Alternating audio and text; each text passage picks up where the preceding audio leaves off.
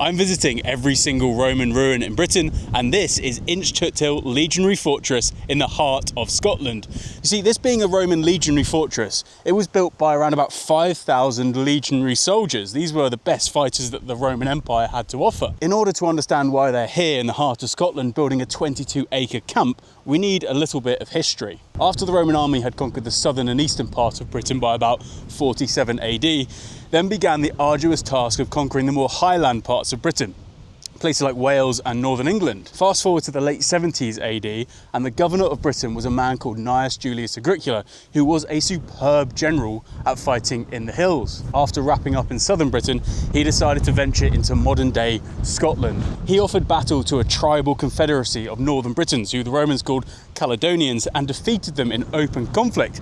What naturally followed was him pressing his advantage. He established this legionary fortress for the 20th Legion Valeria Victrix. This is to be their home, from which they'd send forth patrols and try to control as much land as they physically could. As is usually the case with the Roman Empire, barbarians. There was a major barbarian incursion on the mainland continent while this fortress was being built, and it was decided that Britain was to lose one of its 4 legions.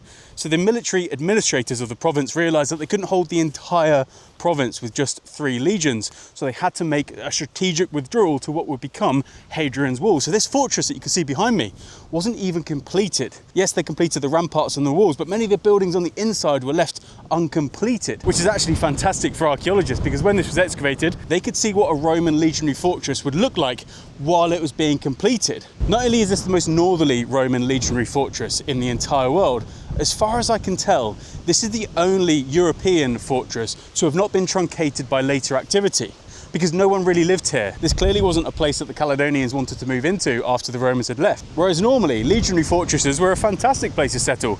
They have defensive walls, good drainage, a nice high platform, and lots of building materials that you can pilfer and reuse, but not here.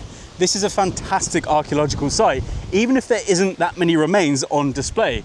I'm walking past, and have been this entire video, the outer defensive ditch, but there is a platform in the middle of this field which is now used as pasture. When they were excavating this fortress, they found over 10 tons of iron nails. Iron nails are used by the Romans to secure everything from timber frames to their roof tiles. And they couldn't transport them back down south because that would take too long and be too arduous.